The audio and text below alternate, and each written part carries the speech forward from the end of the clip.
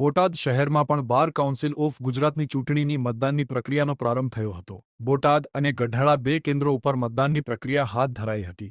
બોટાદ જિલ્લા કોર્ટના બાર રૂમ ખાતે અને ગઢડા કોર્ટના બાર રૂમ ખાતે મતદાન થયું હતું।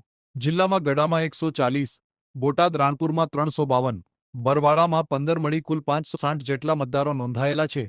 ત્યારે બાર કાઉન્સિલ ઓફ ગુજરાતની કુલ 25 બેઠકો પૈકી 23 બેઠકોની આજે ચૂંટણી યોજાઈ હતી, જેમાં 99 ઉમેદવારો ચૂંટણી લડી રહ્યા છે। ત્યારે મતદાર વકીલોએ મતદાન કર્યું હતું।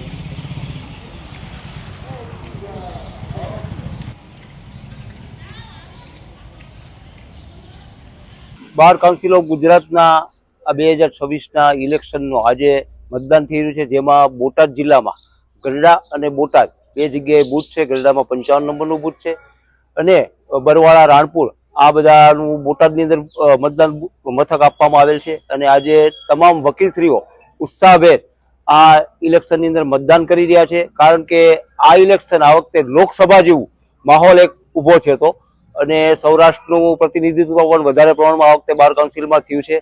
અને લોકો વકીલો ટોટલ એક એડવોકેટ થી 23 મત આપી શકે, પ્રેફરન્સ વોટ છે, એટલે દરેક વકીલો ઉત્સાહભેર મતદાન કરી રહ્યા છે। અને ટોટલ 99 કેન્ડિડેટ છે આ બાર કાઉન્સિલમાં, એમાંથી 23 ઉમેદવારને ચૂંટીને મોકલવાના છે અને 2 મહિલા ઉમેદવાર જે છે જે સુપ્રીમ કોર્ટ દ્વારા કોપ તેમની નિમણૂક કરવામાં આવશે।